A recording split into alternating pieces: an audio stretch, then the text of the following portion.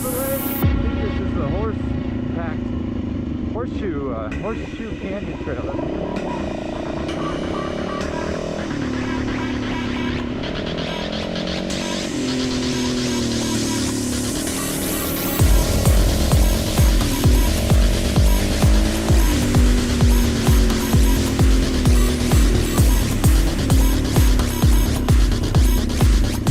All right, y'all. Welcome to Hardcore Enduro, where it's all about getting out and riding the hard stuff. I'm George, the guy behind the bars and the voice behind the mic. And today we're riding up by Silver Lake. It's day 2 of our annual Oath trip.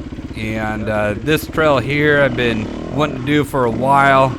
It's going to be a tough one. This is a true hard enduro style of riding, which I really like. We got Donner Hard Enduro at the end of the week, so we need to make our riding as hard as possible because Donner is gonna bring it. I mean, I already raced it, so I'm going back over the footage now, and Donner brought it. It was harder this year than it was last year, so we need to put in hard training as much as possible to get ready for this race, and this trail definitely is gonna do that. Silver Lake is just south of Lake Tahoe. Where I park staging area is just this open campsite area inside El Dorado National Forest, and it's all burned up. You go in the staging area, you got burned up trees everywhere, and it says kind of park at your own risk because burned trees can fall over. We kind of picked a cleared spot, and we were the only ones there. Kyle dumped his bike already. That's Kyle there with all things rock. And he'll be coming out with some of his footage too. The next trail, it says it's a blue one. Usually blues are a little bigger.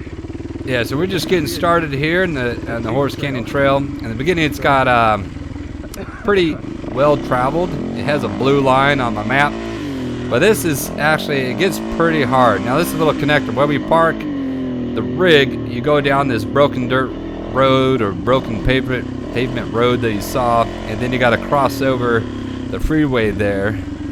So cross over sneaky as you can, and then you hop on this little connecting trail, and then this links up to where Horse Canyon Trail starts.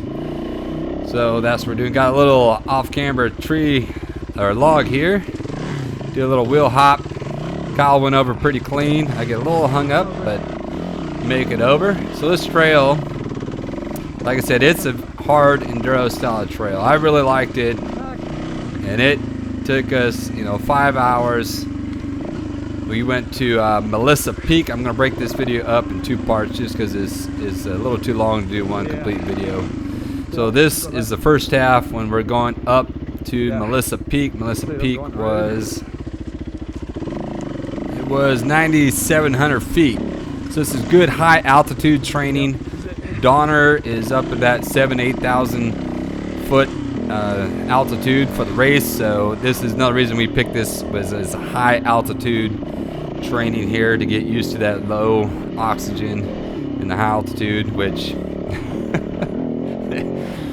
I felt good here. I mean, I definitely was tired by the end of this ride here, but my God, Donner, I don't know what it is about hard enduros. As soon as the gun goes off, as soon as the race starts, you're instantly fatigued. Yeah, I think it's a hard enduro style of race. Should be a lot more narrow. I was just saying, yeah, this is real fast, flowy.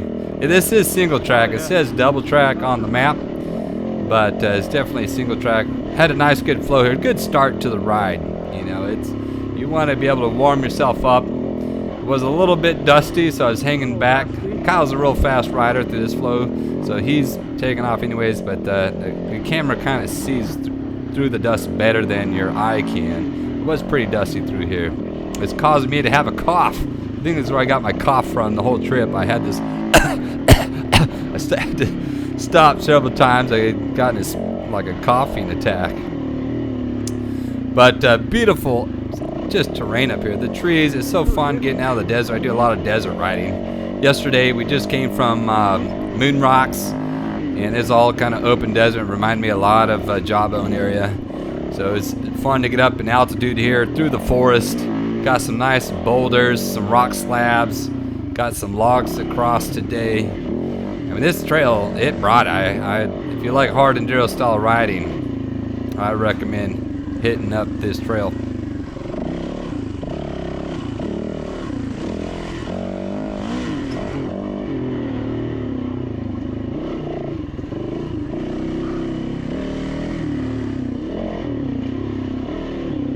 So I'm still running my old JX8 tires, getting pretty worn out, but it's still got some life to it. I got that plushy Nitrotech Moose in there, and it feels around like 4 PSI right now. It feels great. This is probably the prime time now. What I've learned is that Mooses, they run right off the, out of the box. They run stiff. So it says 68 PSI out of the box. It honestly, it feels more like an 8 to 10 PSI.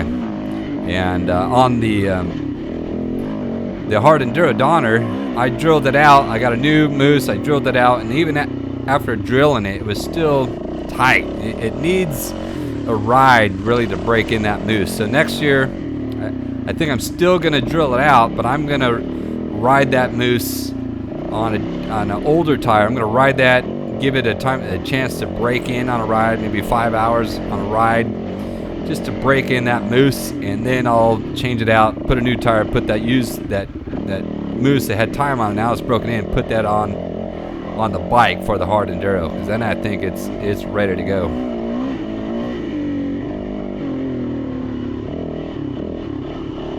I got you. So Kyle and I, we're still on our pack talks using our intercom system, the Edge, which is the Generation 2 from Cardo.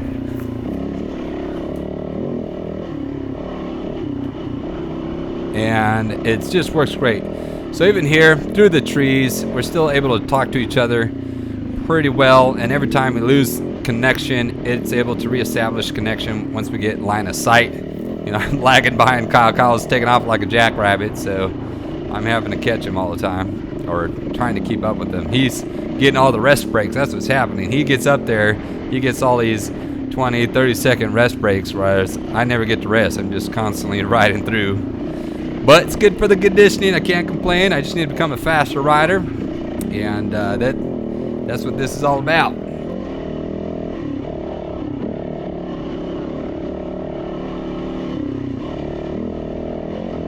Cut down a little bit.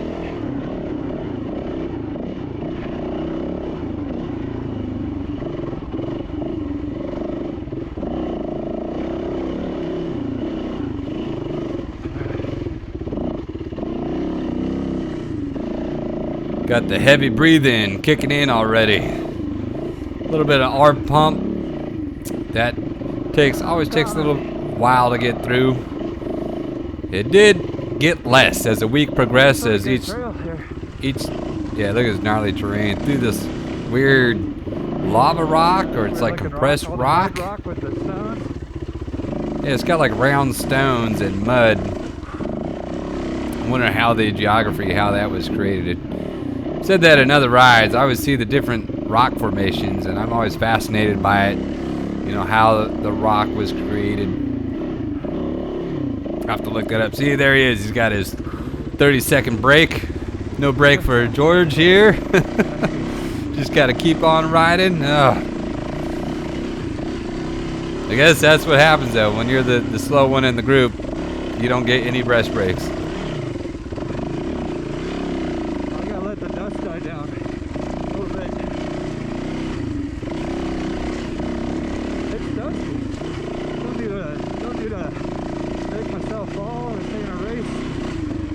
Yeah, not trying to have any accidents here. Got to stay healthy for the race coming up at the end of the week. It is dustier than it looks. I know the camera sees right through it, but Kyle, he's not getting any dust, so he's like, keep up with me. I'm like, well, he likes to ride on your butt, and that is his style of riding. I'm trying to prevent accidents, and then the dust, when the dust is a factor. A classic move right there, darting right into the rock. Got to get that out of the way, Gotta aim right for the rock instead of avoiding it. Just aim right for it. I'm really good at that. there's like an obstacle to avoid, I do the opposite. I usually just dart right into that. A little tight and narrow through there. I wonder if, I don't know if Kyle made it through, snaked through without doing the dabs. Need to have a dab counter. How many dabs you do on a ride? It'd be a lot. That'd be the goal, is trying to reduce the dabs. So every time you ride, less dabs. The trail gets pretty rocky as we go along. A couple rock gardens coming up, a couple ledges, step ups like that coming up, winding through the trees here. So be mindful of the rocks, you know, catching a brake lever, a shift lever. My shift lever is pretty much worthless. I got a bent shift lever, and the little spring that keeps the tip of it out doesn't work, so it's just flopping all loose and make it a little tricky. My right, the rear brake lever for my right foot there, the little tip is broken off in half, and it's just like a little nub. And I don't have an extra one with me on this trip. And then when I raced the Donner Hard Enduro, it totally just broke off, and I just had the lever. No tip at all, it's just the lever. I'm coming. Yeah, could do that. Gotta stretch out my hands.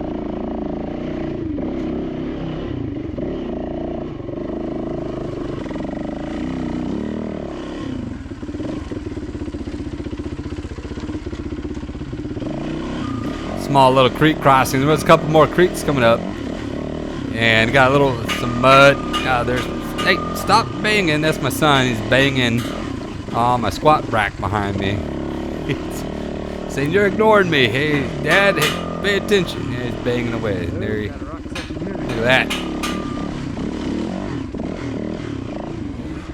Nice. That dead end and went hard left, and I didn't know that, so then I had to pivot back left.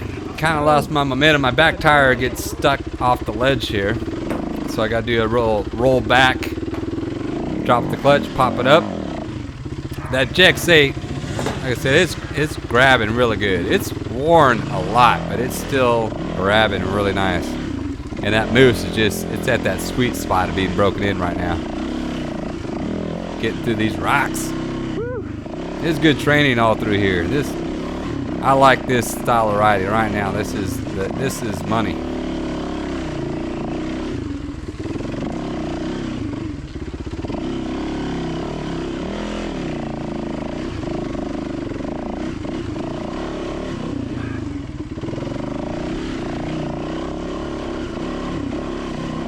Nice gradual hill climb here. Like I said, we're going up to Melissa Peak at 9,700 feet. And so you just got this nice gradual climb with all these little ledges and step ups. Just taking a little breather there before I hit that. Sometimes it's smart to just catch your breath. You know, it's not that difficult, but you start getting really fatigued.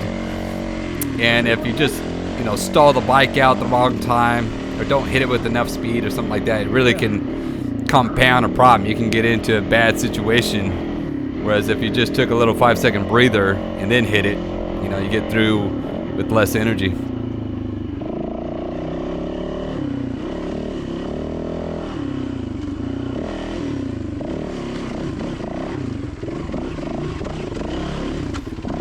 Coming up, we're going to have our first kind of big rock garden through here, and I'm going to take about a minute break and just kind of analyze the layout. And Donner's going to have a lot of rock gardens.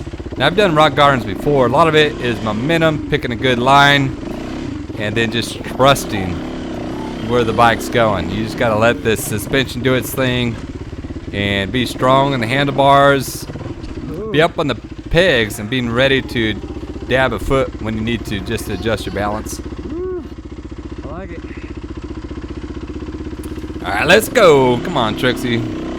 So everyone, what you got? Steady throttle, trying to pick a good line. Back end slid out a little bit, but she got traction, got it up. No, not that hard. Here comes Kyle. Looking good, no dabs, up on the pegs, picks a clean line, keeps his momentum going, makes it look like a piece of cake.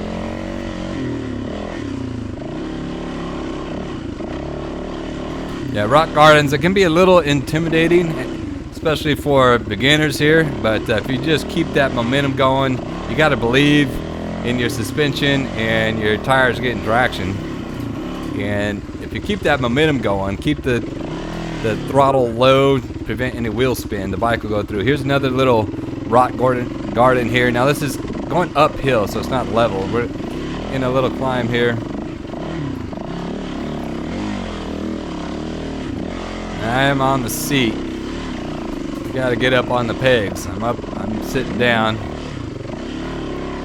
It's not that sitting down's necessarily bad. You know, if you're fatigued, you're fatigued, and you gotta do what you gotta do. Now, standing up, you do have more control. But sometimes it's a combination of standing and sitting. I watch a lot of Billy Bolt's videos, and he's one of the best in the world. And when it goes through rock gardens, rock situations, he does a lot of sitting and little foot dabs, which is all right, you know. Their suspension's very soft, and sometimes just necessary to get those little dabs, keep your balance up. And sometimes the rocks can be super slippery, going through creeks. Whereas we did the Rubicon Trail the next day, some of those granite rocks had a little film of dirt on them, and it made them real slick or prone to wheel spin. Here's a little gap through the rocks. So we're up on the incline. You just got to keep that momentum going. I gave it a little bit of gas. I know it didn't look like much. Got over that little creek section. Yeah, so the next day we get through Rubicon, and if you thought this trail was rocky, man, you got to do the Rubicon Trail. It's a kind of a Jeep rock crawler trail, and there are some major rock gardens. I mean, they're very long, big rocks. It reminded me of Carl's Diner from Erzberg. I mean, it was ultra rocky. So we got some good training through. If you want to train, I'd say if you want to train with rocks and rock gardens, hit up Rubicon Trail. There, it's just, you can hit it two ways, west of Tahoe, or we went parked at Loon Lake and did it from west to east. And I recommend that because you can park the rig right at Loon Lake. It's beautiful. We're like the only guys camping out, and it was just an awesome ride. I mean, it beat the hell out of us. The rocks are no joke. It was ultra rocky, which when that video comes out, you'll know what I'm talking about.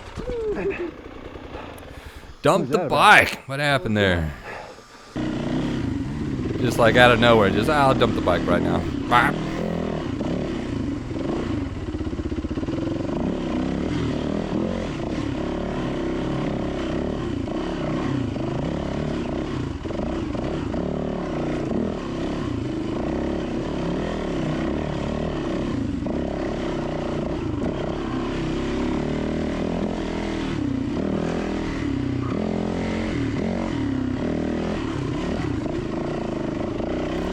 Climbing altitude, like I said, it's a steady hill climb.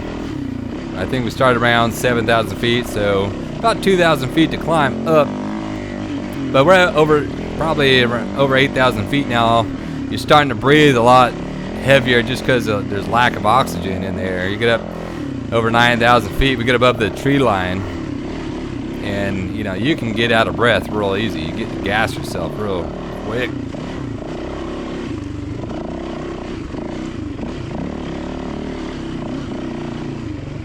Oh, I should have. So I went outside here, got my back tire just stuck. Kyle takes the inside line.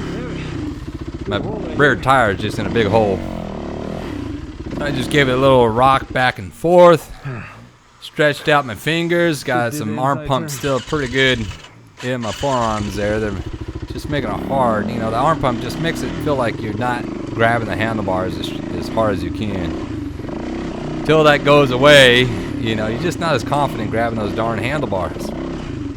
Gonna have a left-hand turn here, really rocky. This section was pretty gnarly rocks through here, climbing up. Coming up, there's a big ledge you gotta get over, and I see there's a ramp. See right there, directly in front of me. I'm using this as a ramp. Gonna jump that little gap there, get over it.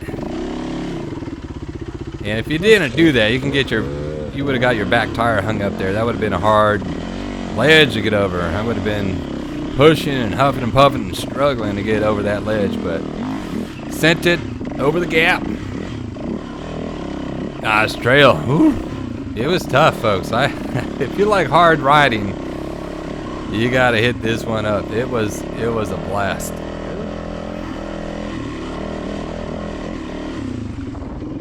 Right there's a fork in the trail, and that trail was non-motorized trails. You know, it's for hikers. There's a lot of that up here. A lot of just hiking only trails, which is unfortunate. You know? There's such good trails. I wish we could just ride our dirt bikes everywhere, but I know people don't want the trails turned up. You know, they want it only for hikers. There's a wilderness area up here too that would be awesome. And I mean, we're in California. Half the damn state is wilderness or national park where you can't ride here, you can't ride there. Everywhere I go riding now, it's trail closed. You know, it's wildlife restoration or something like that. There's Silver Lake in the far background there. Silver Lake, you can camp there. There's a nice RV spot if you want to stay a couple days, which I would recommend. I want to bring my family up here, and there's a fun swim spot they call potholes, and you go on past the dam of Silver Lake, and about a mile hike in, there's a series of little swimming holes. You know, a lot of people go in the summer. They form those little round swimming holes from the water washing it out. You can jump in there. The kids play around in there. There's some little bit of cliff jumping going on. Nothing major. It's a fun spot. So I'd like to come back with my family, bring my family up here.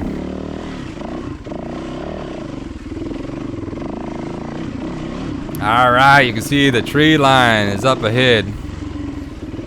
So we're up here. We're getting around that 9,000 foot mark right now. Air's getting thin, breathing heavy. Trixie though, she's still running really good. You know, it's one thing I like having the 4-stroke. You get that fuel injection. You're not really worrying about altitude changes. Kyle, he's on his TPI bike, and so that is supposed to adjust the fuel mixture there as well. It does pretty good. His bike ran pretty solid this whole time.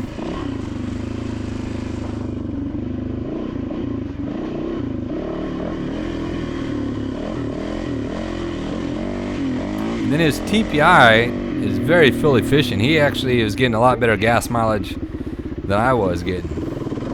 Says he barely uses any oil. It runs very lean, I'd say, in the oil. So I know KTM's gone back to TBI, maybe due to the fact they just wanted a little bit more power in the bottom end, but that as far as ease of use and you know, just not having to worry about adjusting the bike at all, I think the TPI seems to be doing great for Kyle. I mean, he hasn't had any complaints.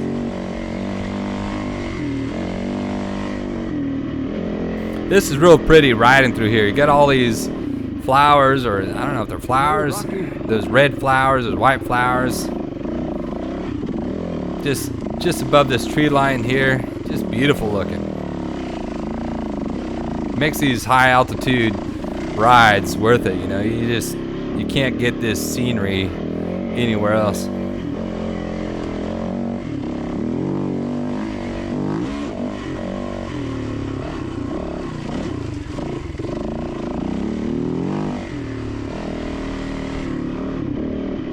Finally getting some speed up. That hill climb just going so slow. It's nice to feel some airflow going through. Cool me off a little bit. I think the temperature was nice and cool. It was in the probably low 60s right now, so it was feeling real nice.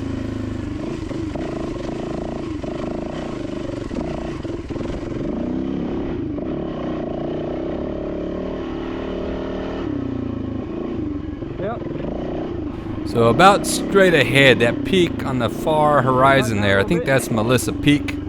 There's a little radio tower up there. And then on the left, off camera, that left, there's Thimble Peak and a couple other peaks. And this is part of the Kirkwood Ski Resort. I don't know if anyone's ever gone up skiing up here. But it looks real nice. There's another place I'd like to come back in the winter. It's like this place is really remote. It'd be beautiful to come back here in winter. Alright, Kyle wants a little photo op, so we found this little ledge, come over, park the bikes, and we'll take a photo here. He wanted me to go on the left of them. I'm like, nah, I'm gonna go on the right. It's a little safer over here. There's a big ledge in that far side. It's probably a 20-foot drop right on the far side of right here. So we're just gonna go take a little sit. We got 10 seconds. Get it. There we go. It's got to be good. The camera must have taken it by now. All right, we're back on. Pictures out of the way. It's in the books. Let's go.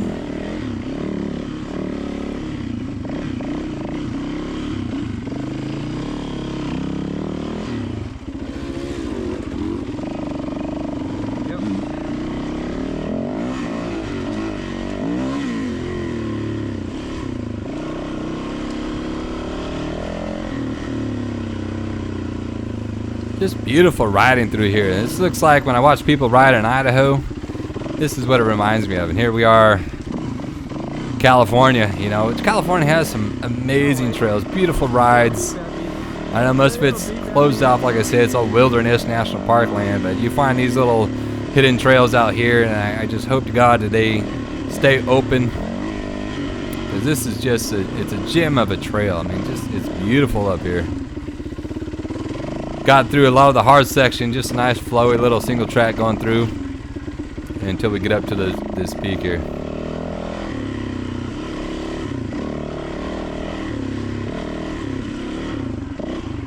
I just need to speed up though. Kyle just takes off and leaves me in the dust. It's all broken. He's trying to talk to me, and we get over, like I said, when you go over, you lose line of sight with the pack talks. It does cut out, but every time it comes back into line of sight, then it picks up again. So you just got to be used to that. It is a little annoying, but you know, that's what technology has to offer you. There's no way around it.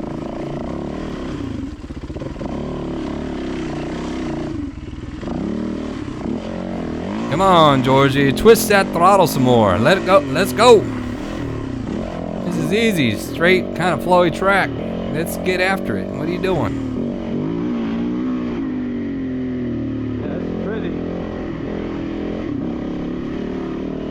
Look at the color. It's just so vivid. I mean, I didn't color enhance this or anything. That is what it looked like. It is just filling your eyeballs with so much like color. It's amazing.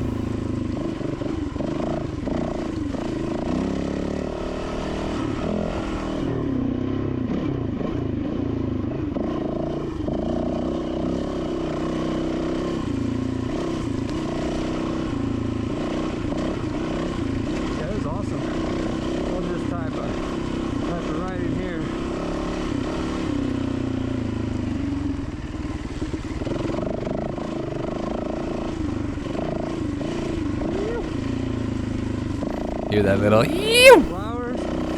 Like I was saying on the last video, when you're on an intercom system, you got to keep up with the sound effects or keep up with the dialogue. Because if you don't hear that person, you think you lost comms, or you think they might have fell or something. You know, they're down. So you just every once in a while, just throw in the sound, you know, just keep that dialogue going. When I was in the Marine Corps, it'd be like diarrhea of the mouth, is what you call it. Just constantly in communication with the other guy, just so you know that they're still with you.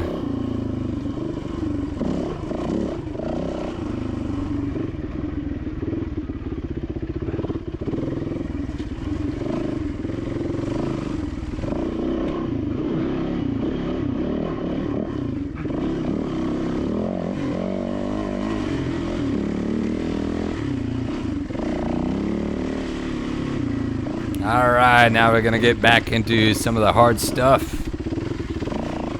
Gotta dodge that tree right there at my head. Nice little downhill. We'll get a nice little rocky climb. Now that the brake's over, let's get after it. Let's get through these rocks.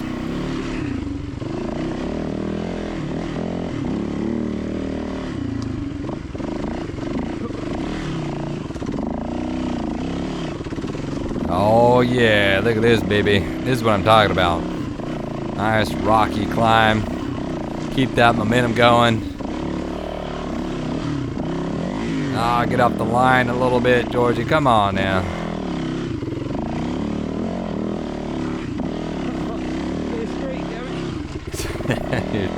Getting a little squirrely there. If I was able to see, if I was up on my pegs and kept my momentum and balance better, I would have just gone through that real easy.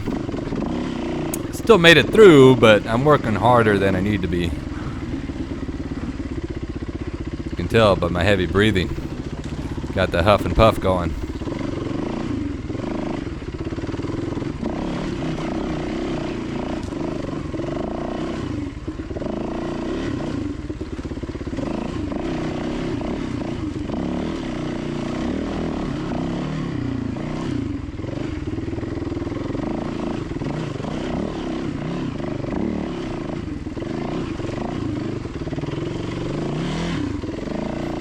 These rocks, it is all good training. I just love watching it. When I go riding, when I look for a trail, this is the level I look for. To me, this was a solid, definitely a solid 8 today. Got here, and there's a couple little logs, so we do get in a little log practice. He hits a little rock jump. It looks so pathetic on camera. Any other logs? Yeah, we see this fallen tree over here, so I kept telling Kyle that Donner's going to have some trees, fallen log sections that you got to get through, so you need to practice some logs. Here you get a nice clean run up, of course, so make a little work of these logs. But you know, on the race, they're going to be log after log. It's going to be no run up. There's going to be guys in front of you or rocks. So for the straight up faces. Yeah, we got too many names for blipping, you know. There's the double blips, the zaps, the splatters, the jap zaps, you know. We're coming up with too many names of getting over an obstacle. I know there's different strategies, but a lot of them, it's momentum and timing of the throttle, and then using the clutch so you don't get wheel spin once you get over that obstacle. Kyle starts asking me, what's the name of this technique? And I'm like, I don't know, you know, there's just so many of them. It's Rich, all right, Rich, you gotta do this. You gotta go through the naming of all the types of techniques to get over, just the naming, and have a short little clip of what it was. Like, this is zap, bam, this is splatter, bam, this is a double blip, bam, this is a jap zap, bam, this is, you know, and just keep going with it. There's a whole bunch. Now we got a little hard section here coming up, and going into all these rides, we're trying to look for just some obstacles that we could get some practice off of. As I told him, the Hard Enduro is going to have some hard stuff, so you can't just have this flowy, easy ride. Need more speed. So here's a little ledge, a little step up. Has a little rock kicker at the bottom that if you hit it enough speed, it would just pop you right over. And if you don't hit it with enough speed, like I did, then you get hung up right here. So he got hung up, I got hung up, and we're both go back, and we're going to hit it for a second time. And these little scenarios are great for practice, great for learning. We could have went right through the little rocks right there. But if you could just one-shot it and hit this one ledge, you bypass all that, and it's actually much faster and much easier. So there you go, second attempt. Just carries a lot more momentum. It just gets right over that. The ledge, you know, it's like a 2-foot ledge, 2.5-foot ledge. Trixie, gosh, she just takes them longer to start here. Bam! Look at that. Just popped right over, piece of cake. See if those type of scenarios are coming up where you could go through the rock. The rock looks a little easier, but actually it's harder. You know, if you hit that ledge and one-shot it, you get through much faster. Whoa. Right here, we lost the trail real quick. Now, right, I got my phone right there between the handlebars on this little iPhone bag. And I usually have the map going ahead of me, and so getting lost isn't that big an issue. Usually I don't get lost. I don't know what I was doing there. A little fatigued. Came in way too slow, lost my balance. Yeah, he saw that big rock garden to the left there. He's all, you want to hit that? Like, oh, no, let's just keep going on the trail, which I'm glad we did, because the trail, like that second half, and it got really hard. Right here, it's a little ledge to the left. Like, you had to be right on that line, or you would have got your tire down in that rut. And look how, that is a huge rut right there. Oh, there's that cough. You hear that cough? Yeah, I got that cough this whole trip. Every ride, I'd have a little cough and spat.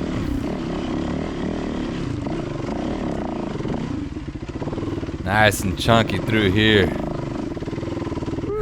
Let's catch your breath. Get your cough out of the way.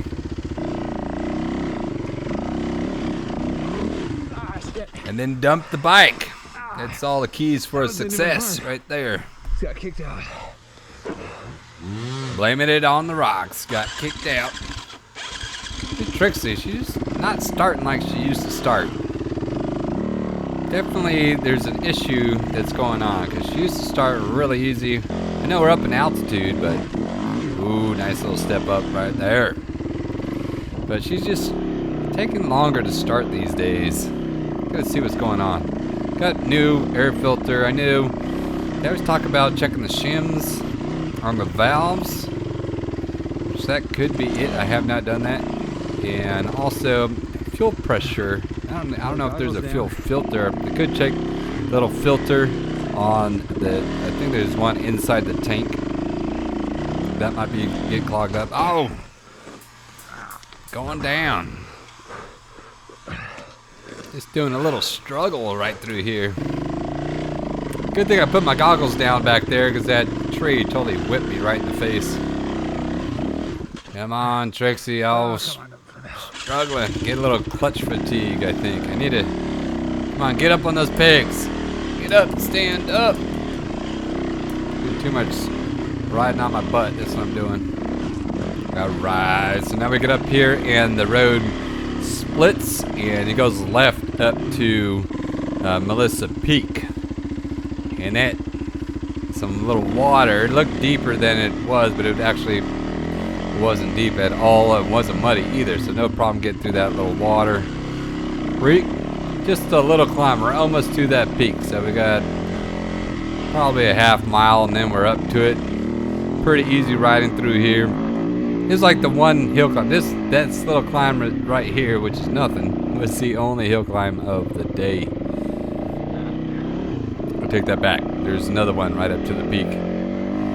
But just weaving around, still pretty rocky through here. Past the tree line now. Wonder what that is. What stops the trees from growing at a certain altitude? Is it the oxygen percentage or water, like temperature? What stops the tree line? So it's beyond the tree line. I mean, there's like almost nothing growing up here. It went from green everywhere to now I just have these little bushes, little shrubs or whatever they are down there. A couple trees, but for the most part, like everything just gone. All right, folks, we're almost to the top here. Hope you enjoyed this one. This is just the first half of this ride, of the Horseshoe Canyon ride. Second half has quite a bit of like a Jeep service road to get through. It is very rocky, not as rocky as Rubicon, but it does have some very rocky spots. And then we hit a really solid hard enduro style trail back down to the lake that it puts you through a test. But we had a lot of fun on it, and this whole ride was a lot of fun, so I highly recommend it. Anyways, until that video comes out, get out and ride and get some.